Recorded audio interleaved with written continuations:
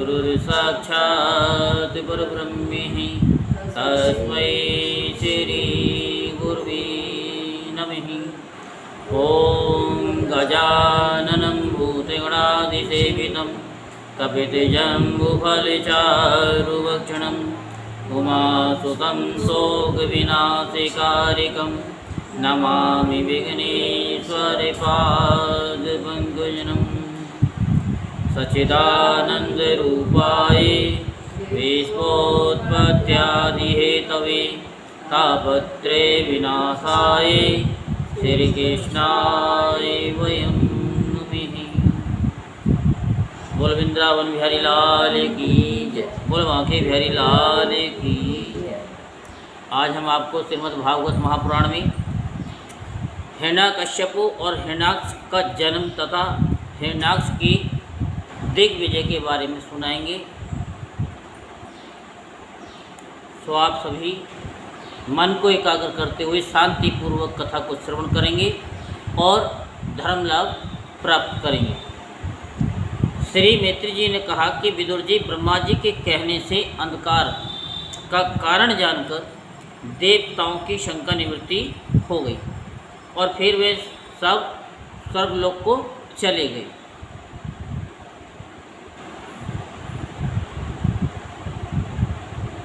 क्योंकि सभी ब्रह्मा जी के पास में गए थे कि चारों तरफ अंधकार छा गया है। क्योंकि जो कश्यप जी की जो पत्नी थी दिति, उनके गर्भ में हिरण्याक्ष और हिरण्यकश्यप थे, तो उन्होंने 100 वर्षों तक अपने पेट में ही रखा। वो राक्षस थे, तो इसी वजह से सारे ब्रह्मांड में अंधेरा ही अंधेरा छा गया, आंधी तूफान। तो उनसे परेशान होकर के सब देवी देवता ब्रह्मा जी के पास गए। ऐसे ही। तो अब उससे आगे की कथा ये है। तो ब्रह्मा जी के कहने से अंधकार का कारण जानकर देवताओं की शंका निवृत्ति हो गई और फिर वे स्वर्गलोक को लौट आए। इधर दिति को अपने पतिदेव के कथनानुसार पुत्रों की ओर से उपद्रवादि की आशंका बनी रहती थी। इसलिए जब पूरे 100 वर्ष बीत गए तब उस साध्वी ने 2 जुड़वे पुत्र उत्पन्न किए। उनके जन्म लेते समय स्वर्ग, पृथ्वी और अंतरिक्ष में अनेकों उत्पात होने लगे, जिनसे लोग अत्यंत भयभीत हो गए। जहाँ तहाँ पृथ्वी और पर्वत कांपने लगी, सब दिशाओं में दहा होने लगा, जगह जगह उल्कापात होने लगा, बिजलियाँ गिरने लगी और आकाश में अनिष्ट सूचक कुछ तल तारे दिखाई देने लगी। बार बार साए साए करती और बड़े बड़े वृक्षों को उखाड़ती हुई बड़ी विकट और असहाय वायु चलने लगी।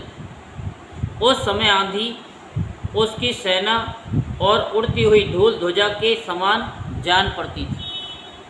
बिजली जोर जोर से चमककर मानो खिलखिला रही थी। घटाओं में ऐसा सघन रूप धारण किया कि सूर्य, चंद्र आदि ग्रहों के लुप्त हो जाने से आकाश में गहरा अंधेरा छा गया। उस समय कहीं भी कुछ भी दिखाई न देता था। समुद्र दुखी मनुष्य की भांति कोलाहल करने लगा। उसमें ऊंची ऊंची तरंगें उठने लगी और उसके भीतर रहने वाले जीवों में बड़ी हलचल मच गई।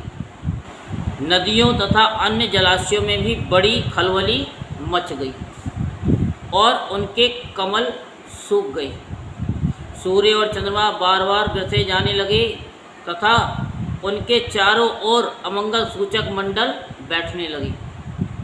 बिना बादलों के ही गरजने का शब्द होने लगा तथा गुफाओं में से रथ की घरघराहट का शब्द निकलने लगा।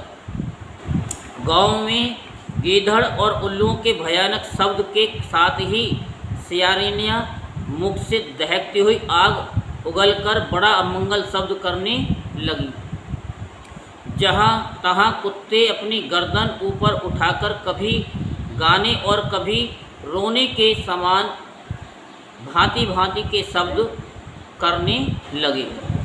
विदुर जी झुंड के झुंड गधे अपने कठोर खुरों से पृथ्वी खोदते और रैंकने का शब्द करते मतवाले होकर इधर उधर दौड़ने लगे।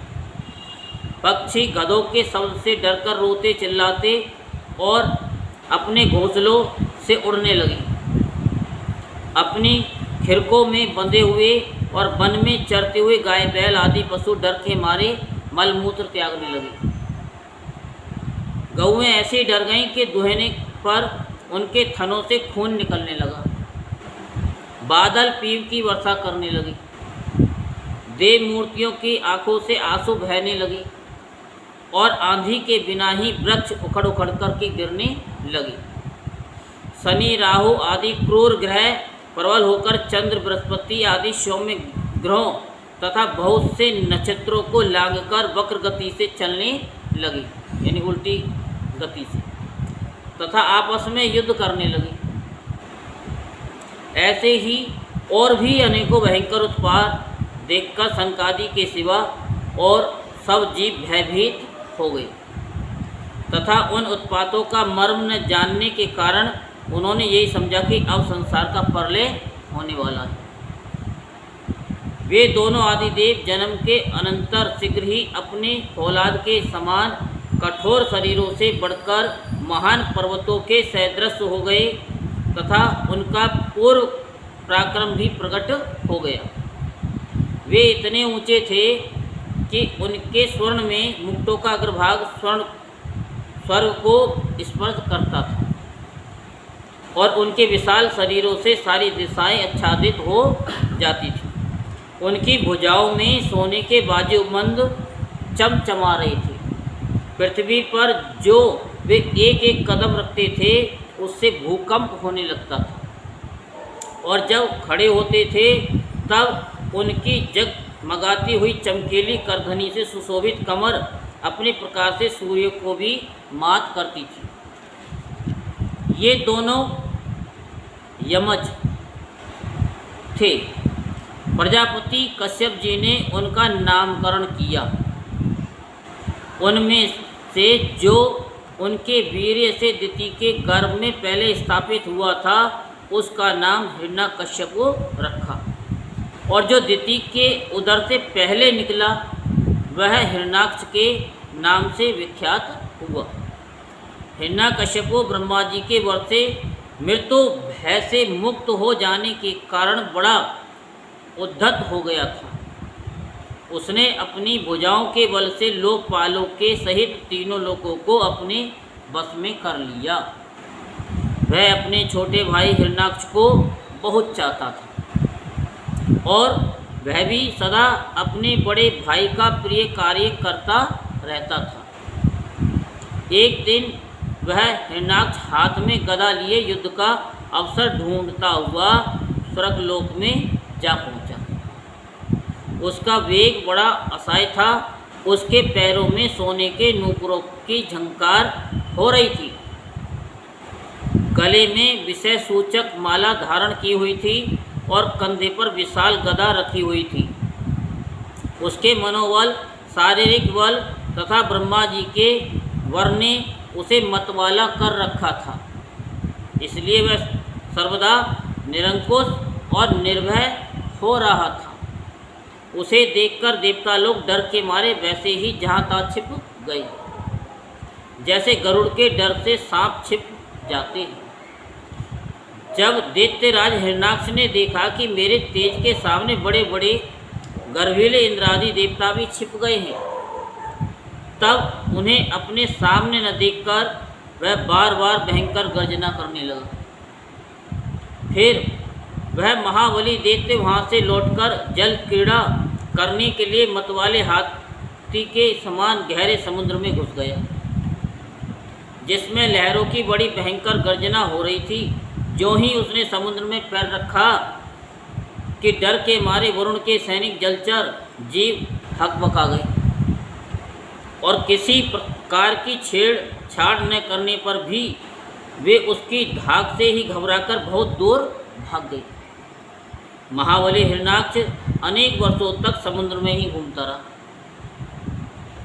और सामने किसी प्रतिपक्षी को न पाकर बार बार वायु वेग से उठी हुई उसकी प्रचंड तरंगों पर ही अपनी लोहमयी गदा को आजमाता रहा। इस प्रकार घूमते घूमते वह वरुण की राजधानी विभावरीपुरी में जा पहुंचा। वहाँ पाताल लोक के स्वामी जलचरों के अधिपति वरुण जी को देखकर उसने उनकी हंसी उड़ाते हुए नीच मनुष्य की भांति प्रणाम किया और कुछ मुस्कुराते हुए व्यंग से कहा, महाराज मुझे युद्ध की भिक्षा दीजिए। प्रभु आप तो लोकपाल राजा और बड़े कीर्तिशाली हैं। जो लोग अपने को बाकावीर समझते थे उनके वीर मद को भी आप चूर्ण कर चुके हैं और पहले एक बार आपने संसार के समस्त दैत्य दानवों को जीतकर राजसूय यज्ञ भी किया था। जब मदोन्मत्त शत्रु के इस प्रकार बहुत उपहास करने से भगवान वरुण को क्रोध तो बहुत आया, किंतु अपने बुद्धि बल से वे उसे पी गए और बदले में उससे कहने लगे, भाई हम तो अब युद्ध आदि का कोई चाव नहीं रहा, अब युद्ध का हम कोई चाव नहीं रह गया। भगवान पुराण पुरुष के सिवा हमें और कोई ऐसा दिखता भी नहीं है जो तुम जैसे रणकुशल वीर को युद्ध में संतुष्ट कर सके।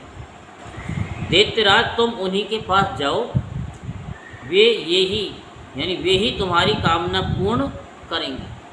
तुम जैसे वीर उन्हीं का गुणगान किया करते हैं, वे बड़े वीर हैं, उनके पास पहुँचते ही तुम्हारी सारी सेखी पूरी हो जाएगी और तुम कुत्तों से घिरकर वीर सैया पर शयन करोगी। वे तुम जैसे दुष्टों को मारने और सत्पुरुषों पर कृपा करने के लिए अनेक प्रकार के रूप धारण किया करते हैं। बोल वृंदावन बिहारी लाल की जय, बोल बाकी बिहारी लाल की जय। जय श्री राधेश, जय जय श्री राधेश, जय जय श्री राधेश।